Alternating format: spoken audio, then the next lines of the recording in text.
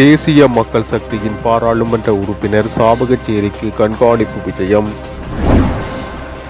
கடற்தொழிலாளர்களின் பிரச்சினை தொடர்பில் கலந்துரையாடல்.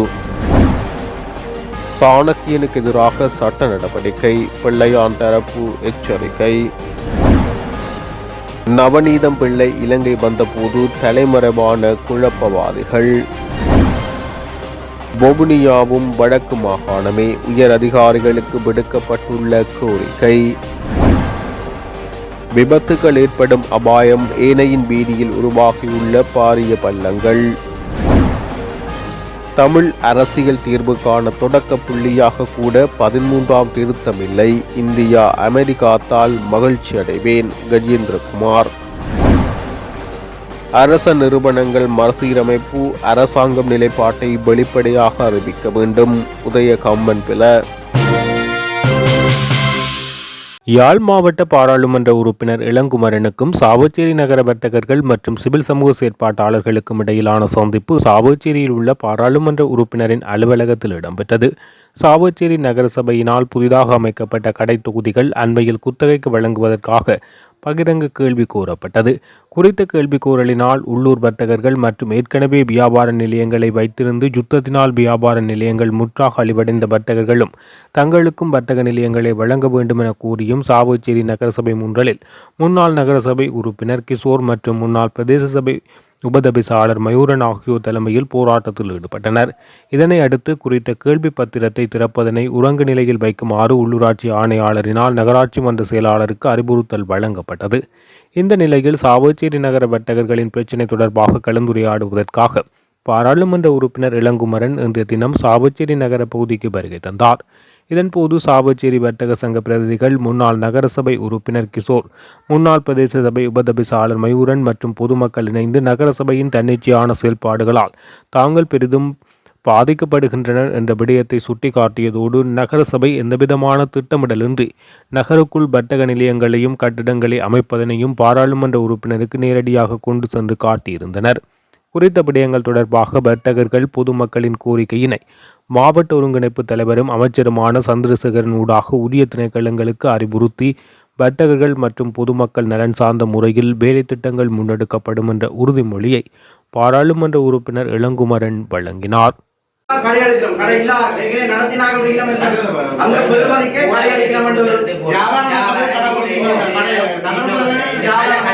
யாழ்ப்பாணத்திலே உண்மையாவே கூடிய விலையில கொடுத்து போட்டு பூட்டியும் வச்சு போட்டு ஒரு பெரிய பிசினஸ் இருக்கு, பிசினஸ் ஒரு தொழில நீதாச்சு இங்க மற்றவன் வேறு விதமா செய்வார்.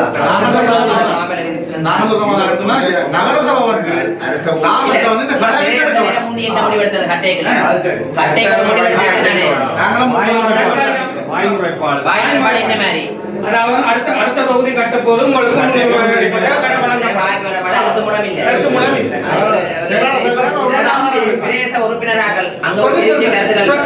அந்த கடத்தொகுதி கட்டைக்கு 56 வர்த்தகர்கள் இருந்தாங்க. ஆனா 22 வர்த்தகர்களுக்கு தான் கடை கட்டப்பட்டது.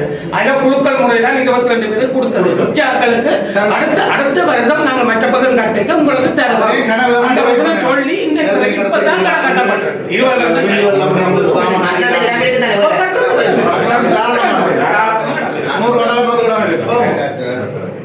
சட்டம் வேற சம்பிரதாயம் வேற.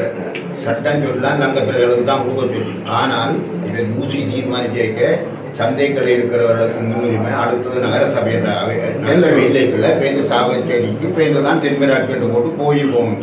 அதே புறம்பெயர்ந்தா அவை சட்டப்படி இலங்கை பிரஜைகளுக்கு கொடுத்துடணும். ஒன்று. ரெண்டாவது நான் 81ஆம் ஆண்டு எனக்கு 81ஆம் ஆண்டு கடை இருந்தாங்க. கடை யுத்தத்தால் உடைஞ்சிட்டது. பேருந்து ஒரு டெம்பரரி கடை தரைக்க சொன்னவை அந்த முந்தின கடைகளில் கிடக்க தாங்கள் கட்டித்தாரம்ட்டு 500 மில்லியன் வந்தது கட்டித்தரலாம்னு சொன்னவேன். கட்டை இல்லை பேருந்து நாங்கள் போய் அந்தந்த காலத்தில் ஒரு செயலாளர் 500 மில்லியன் வந்துட்டது. அது முன்னுக்கு பஸ் ஸ்டாண்டுகளை கட்ட வேண்டாம்னு சொல்லி வேண்டாம், அந்த ஆமி கட்டின சந்தையை மறைக்கிறோம்னு சொல்லிடுவோம். அப்படி இப்படி எவ்வளோ ஒரு நியாயம் சொல்லி கொண்டு வந்தவை இல்லாமல் ஆக்கப்பூர்வமான ஒன்றும் செய்யலை. இப்போ மீன் கடைக்கு கட்டியிருக்கிறோம், ஒரு ஆளுக்கு கொடுக்கக்கூடியதாக அதை பிரித்தால் தலைவருக்கு கொடுக்கலாம். மற்றது தற்காலிக கடைகளையும் நாங்கள் எடுத்தால் தான் பழக்கடை முந்தி இப்படித்தான் இருந்தது. இப்படி இருந்தது, சுற்றி கடைகள் இருந்தது. அப்ப மக்களுக்கு உள்ளட்டால் இங்க இப்ப வேறும்போ இப்ப தேங்காய் கிடைக்கணுண்டா, வாழைப்பழ கடை தெரியாது, வாழைப்பழ கிடைக்கண்டா, மரக்கரை கடை தெரியாது. அப்ப நாங்கள் வந்து அந்த இடையில டெம்பரரியா இருக்கிற கடைகளை எடுத்து போட்டு நீங்கள் அதை கொண்டு கட்டுமோன்னா அதுவே கட்டை இல்லை. நாங்கள் கேட்டோம், நீங்கள் இடத்தை தாருங்கோ, நாங்கள் உங்களுக்கு அட்வான்ஸ் தாரோம் கட்டுறதுக்கு.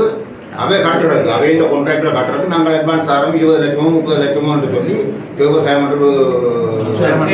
கேட்கறதுன்னா மத்திய அரசு மறந்துடுது.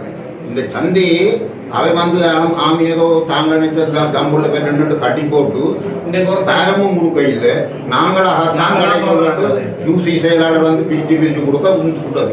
யுத்தம் நடக்க நாங்கள்லாம் பாடுபட்டு எங்களுக்கு யாருமே உதவி செய்யல, ஜார்ஜியாவுக்கு யாருமே உதவி செய்யல.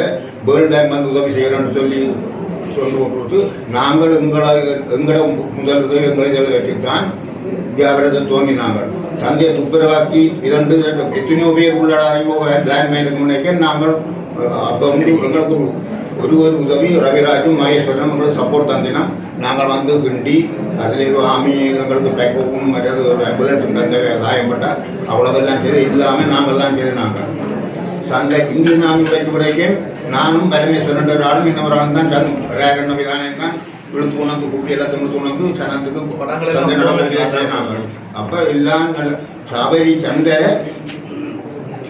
எல்லா இடத்துலேருந்து வாழை குலையில இருந்து எல்லாம் போகிறது வெளிநாட்டுக்கு ஒழியில. பூனாலேருந்து ஆகணும்னு ஒரு கருவாட்டை தேங்காய் கொண்டு தொடக்கி போட்டு இங்கேருந்து கருவாடை கொண்டு போன காலம் மட்டும் இருந்தது. இப்போ சாப்பிட்டு அவர்கிட்ட முந்தி செவ்வாய் வியாழன் சனியில் உள்ளடைகிறார் சந்தைகள். அவ்வளோ ஒரு நாள் விட்டாமல் சந்தைக்கு போகலாம். அப்போ அவ்வளோ வியாபாரம் ஆனவல்ல இவர் இப்போ எங்களுக்கு வந்து வருது. அவைந்த சட்டம் பேர் மனிதாபிமானமும் சம்பிரதாயம் இருக்குது. அதுக்கு ஏற்றதாக விலகி வந்து இல்லை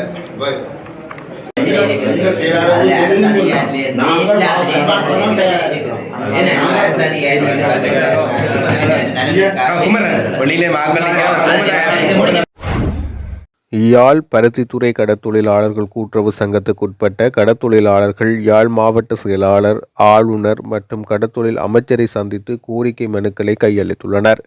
பருத்தித்துறை முனை கடைத்தொழிலாளர்கள் தங்கும் இடங்களை அகற்றுமாறு தவறும் பட்சத்தில் 2 வாரங்களின் பின் சட்ட நடவடிக்கை எடுக்கப்படும் என கரையோர பாதுகாப்பு மற்றும் கரையோர வளங்கள் முகாமைத்துவ திணைக்களம் அறிவித்துள்ளதாக தெரிவிக்கப்படுகிறது.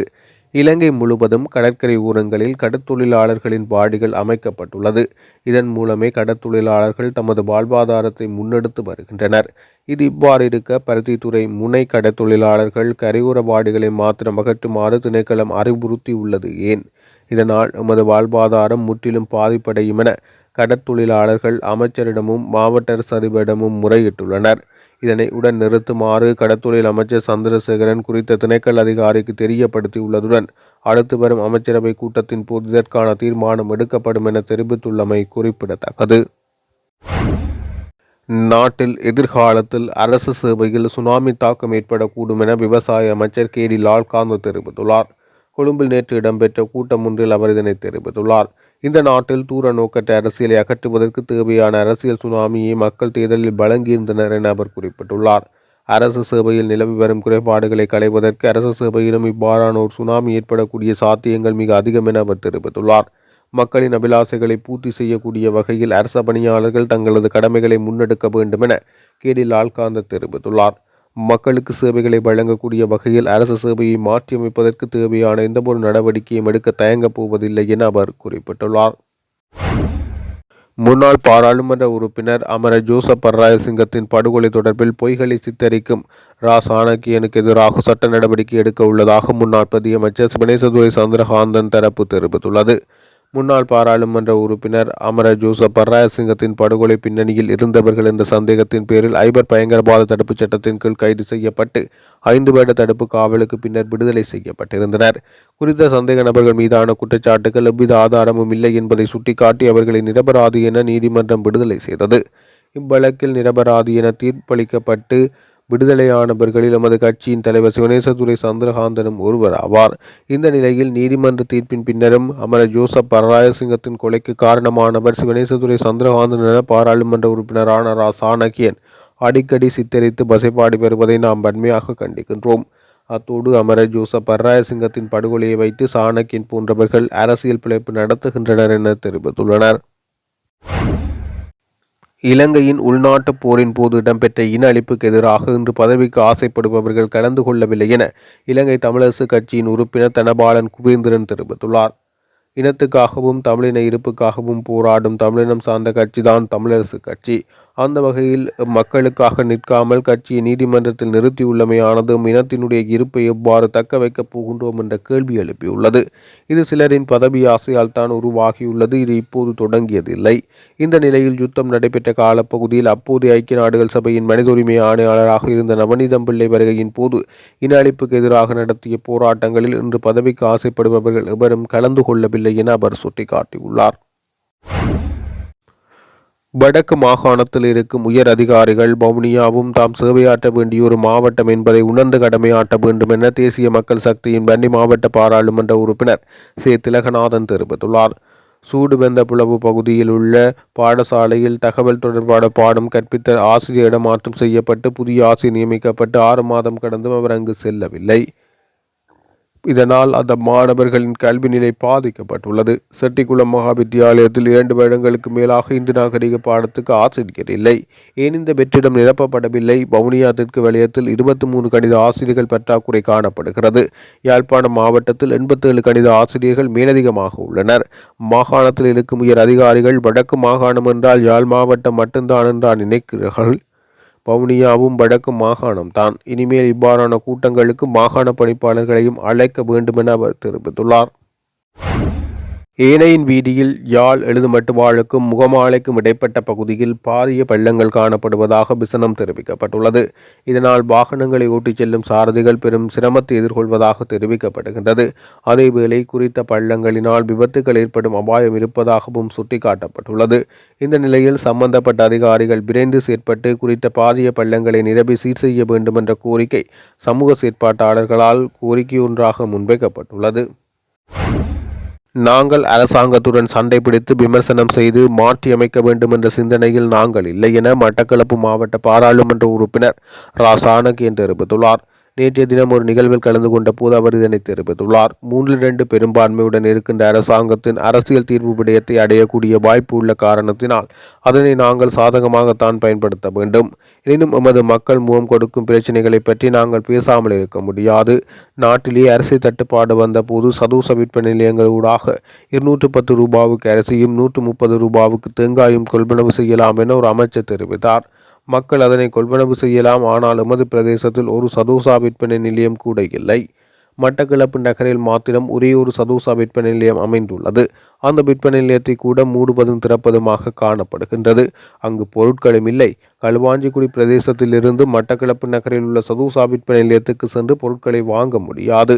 தற்போது அரசு தொடர்பில் பாரிய பிரச்சினை எழுந்துள்ளது. அது விவசாயிகள் மத்தியில் பெரிய பிரச்சனையாக வந்துள்ளது. அரசாங்கம் அரிசி இறக்குமதி செய்கின்றது. வெள்ளத்தினால் பாதிக்கப்பட்ட விவசாயிகளுக்கு நஷ்டஈடு வழங்குவோம் என கூறினார்கள். ஒரு ஹெக்டேருக்கு 1 லட்சம் என்றார்கள். அந்த இழப்பீட்டுத் தொகையும் விவசாயிகள் மீண்டும் பயிர் செய்து 3வது உறவிடும் காலப்பகுதியில் தான் வழங்கப்படும். இந்த சூழ்நிலையில் தான் தற்போது அரசாங்கத்தின் நிலைமை சென்று கொண்டிருக்கின்றது. ஆனால் இந்த கூட்டுறவு சங்கங்களை மென்மேலும் பலப்படுத்தினால் அரசை பிரச்சினை போன்ற விடயங்கள் எழும்போது எதிர்காலத்தில் மக்களுக்கு சிறந்த செயற்பாடுகளை முன்னெடுக்க முடியும் என அவர் தெரிவித்துள்ளார். அரசியலமைப்புக்கான 13வது திருத்தம் தொடர்பாக இந்தியா இனிமேல் பேசாது விட்டால் அதனால் பெருமளவு மகிழ்ச்சியடையக்கூடிய ஒருவராக நானே இருப்பேன் என்று தமிழ் தேசிய மக்கள் முன்னணியின் தலைவரும் யாழ் மாவட்ட பாராளுமன்ற உறுப்பினருமான கஜேந்திரகுமார் பொன்னம்பலம் தெரிவித்துள்ளார். எங்களது பிரச்சினைக்கு தீர்வாக 13வது திருத்தத்தை பெரும்பான்மையான தமிழ் மக்கள் ஏற்றுக்கொள்ள இல்லை என அவர் குறிப்பிட்டுள்ளார்.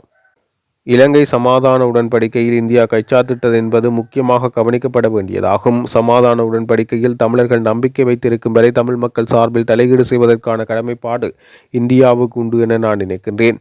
ஆனால் இன்றைய சூழ்நிலையில் சமாதான உடன்படிக்கை பொருத்தமற்றது என்று இந்தியாவை உணருமானால் அது முற்றுமுழுதாக வேறுபடையும். நாங்கள் விரைவாக சிறந்த ஒரு தெரிவை கண்டறிய முடியும். ஒற்றையாட்சி அரசின் கீழ் எந்த அதிகார பரவலாக்கமும் சாத்தியமில்லை என்று நீதிமன்றங்கள் திரும்ப திரும்ப கூறியிருக்கும் போது 13வது திருத்தத்தின் நடைமுறைப்படுத்தல் எவ்வாறு நடக்க முடியும்? இதனால் 13வது திருத்தம் இனப்பிரச்சினைக்கான அரசியல் தீர்வின் தொடக்க புள்ளியாக கூட ஒருபோதும் இருக்க முடியாது என அரச நிறுவனங்கள் மறுசீரமைப்பு தொடர்பில் அரசாங்கம் உறுதியான நிலைப்பாட்டை வெளிப்படையாக அறிவிக்க வேண்டும். சந்தர்ப்பத்துக்கு ஏற்றாற்போல் அரசியல் கொள்கைகளை ஜனாதிபதி மாற்றிக்கொள்ளக்கூடாது என முன்னாள் பாராளுமன்ற உறுப்பினர் உதய கம்மன்பில தெரிவித்துள்ளார். நாட்டின் தேசிய வளங்களை பாதுகாக்க வேண்டியது அனைத்து அரசாங்கங்களினது பொறுப்பாகும். இலங்கையின் பௌதிக அமைவிடம் இதற்கு பிரதான காரணியாகும். பூகோள அரசியலில் போட்டித்தன்மையுடன் செயற்படும் நாடுகளுக்கும் நாட்டின் தேசிய வளங்களை அபிவிருத்திக்காக வழங்கும் போது மிகவும் அவதானத்துடன் செயற்பட வேண்டும். தேசிய மக்கள் சக்தி கடந்த காலங்களில் அரசாங்கத்தின் அனைத்து செயற்பாடுகளுக்கும் எதிர்ப்பை மாத்திரம் தெரிவித்து நாட்டுக்கு சிறந்த திட்டங்கள் கொண்டு வரப்பட்ட போதும் அதற்கு எதிர்ப்பு தெரிவித்தார்கள். இதனால் தான் அவர்கள் 75 ஆண்டுகால அரசியலமைப்பையும் விமர்சிக்கிறார்கள். அவ்வாறாயின் தேசிய மக்கள் சக்தியினர் இலவச கல்வியினூடாக பெற்றுக்கொண்ட கல்வித்தகமை மற்றும் பட்டங்களை புறக்கணிக்க வேண்டும். அரச நிறுவனங்கள் மறுசீரமைப்பு தொடர்பில் அரசாங்கம் உறுதியான நிலைப்பாட்டை வெளிப்படையாக அறிவிக்க வேண்டும். அரச நிறுவனங்களை தனியார் மயப்படுத்தப் போவதில்லை என்று ஜனாதிபதி நாட்டு மக்களுக்கு வாக்குறுதி அளித்துள்ளார். ஆகவே சந்தர்ப்பத்துக்கு ஏற்றாற்போல் அரசியல் கொள்கையை ஜனாதிபதி மாற்றிக்கொள்ளக்கூடாது என வலியுறுத்துகிறோம் என தெரிவித்துள்ளார்.